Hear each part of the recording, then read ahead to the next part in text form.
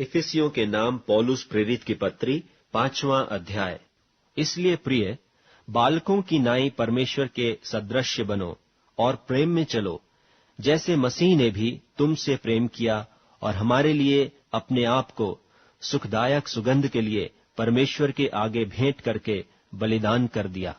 और जैसा पवित्र लोगों के योग्य है, वैसा तुम में व्यभिचार और किसी प्रकार अशुद्ध काम या लोभ की चर्चा तक न हो, और न निर्लज्जता, न मूढ़ता की बातचीत की, न ठट्ठे की, क्योंकि ये बातें सोहती नहीं, वरन धन्यवाद ही सुना जाए। क्योंकि तुम यह जानते हो कि किसी व्यभिचारी या अशुद्ध जन या लोभी मनुष्य की, जो मूरत पूजने वाले के बराबर है, मसीह और परमेश्वर के राज्य में मीरास नहीं। कोई तुम्हें व्यर्थ बातों से धोखा न दे, क्योंकि इन्हीं कामों के कारण परमेश्वर का क्रोध आज्ञा न मानने वालों पर भड़कता है। इसलिए तुम उनके सहभागी न हो, क्योंकि तुम तो पहले अंधकार थे, परंतु अब प्रभु में ज्योति हो। सो ज्योति की संतान की नाई चलो, क्योंकि ज्योति का फल सब प्रकार की भलाई और धार्मिकता और सत्य है। और यह परखो कि प्रभु को क्या भाता है, और अंधकार के निष्फल कामों में सहभागी न हो, वरन उन पर उलाहना दो, क्योंकि उनके गुप्त कामों की चर्चा भी लाज की बात है। पर जितने कामों पर उलाहना दिया जाता है, वे सब ज्योति से प्रकट होते हैं, क्योंकि जो सब कुछ को प्रकट करता है वह ज्योति है। इस कारण वह कहता है, हे सोने वाले जाग और मुर्दों में से जी उठ, तो मसीह की ज्योति तुझ पर चमकेगी। इसलिए ध्यान से देखो कि कैसी चाल चलते हो। निर्बुद्धियों की नाई नहीं, पर बुद्धिमानों की नाई चलो, और अवसर को बहुमोल समझो, क्योंकि दिन बुरे हैं। इस कारण निर्बुद्धि न हो, पर ध्यान से समझो कि प्रभु की इच्छा क्या है।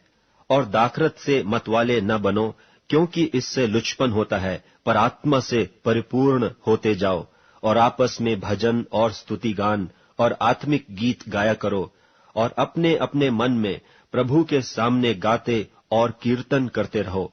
और सदा सब बातों के लिए हमारे प्रभु यीशु मसीह के नाम से परमेश्वर पिता का धन्यवाद करते रहो, और मसीह के भय से एक दूसरे के अधीन रहो।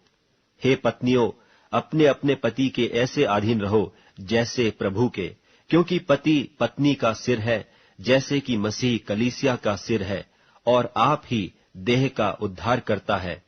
पर जैसे कलीसिया मसीह के अधीन है, वैसे ही पत्नियां भी हर बात में अपने अपने पति के अधीन रहें। हे पतियों, अपनी अपनी पत्नी से प्रेम रखो, जैसा मसीह ने भी कलीसिया से प्रेम करके अपने आप को उसके लिए दे दिया, कि उसको वचन के द्वारा जल के स्नान से शुद्ध करके पवित्र बनाए, और उसे एक ऐसी तेजस्वी कलीसिया बनाकर अपने पास खड़ी करे, जिसमें न कलंक, न झुर्री, न कोई और ऐसी वस्तु हो, वरन पवित्र और निर्दोष हो। इसी प्रकार उचित है कि पति अपनी अपनी पत्नी से अपनी देह के समान प्रेम रखे। जो अपनी पत्नी से प्रेम रखता है, वह अपने आप से प्रेम रखता है, क्योंकि किसी ने कभी अपने शरीर से बैर नहीं रखा, वरन उसका पालन पोषण करता है, जैसा मसीह भी कलीसिया के साथ करता है, इसलिए कि हम उसकी देह के अंग हैं। इस कारण मनुष्य माता पिता को छोड़कर अपनी पत्नी से मिला रहेगा, और वे दोनों एक तन होंगे। यह भेद तो बड़ा है, पर मैं मसीह और कलीसिया के विषय में कहता हूं। पर तुम में से हर एक अपनी पत्नी से अपने समान प्रेम रखे, और पत्नी भी अपने पति का भय माने।